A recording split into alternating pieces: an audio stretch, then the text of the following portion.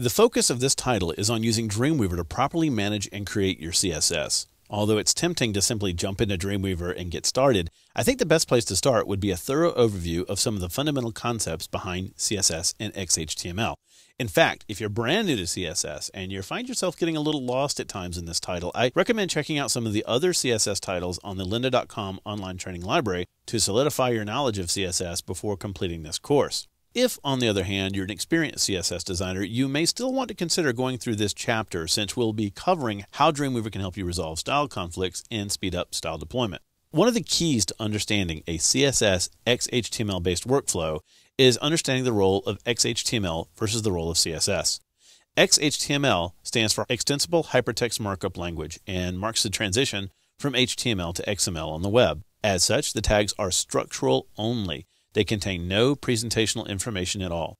That's why older HTML tags, such as the font, body, and italic tag, are now deprecated. When using XHTML, our tag should indicate the logical structure of our content and inform us as to what the contents are, not how it should look. That's the job of CSS.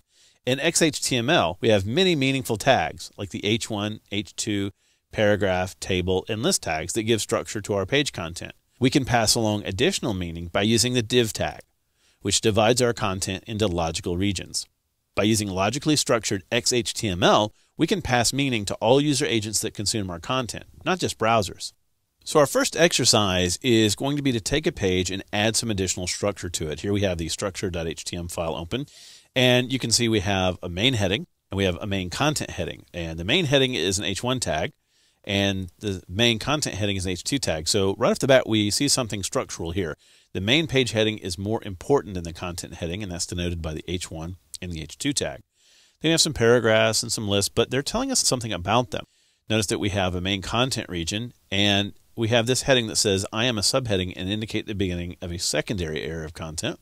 And then we have another section down here that says, I am information that's not crucial to the rest of the page, and as such, I'm the last element on the page. So there are distinct regions of content here. We have a heading, a content region, a secondary region, which is usually referred to as a sidebar, and information that's sort of down there at the bottom of the page, and that's typically referred to as the footer. So we need to be able structurally to separate this content. Now, how can we do that? The best way to do that using XHTML is to use div tags. So what I'm going to do is I'm going to select the first heading up top. Now you can click inside that heading and then click on the H1 tag.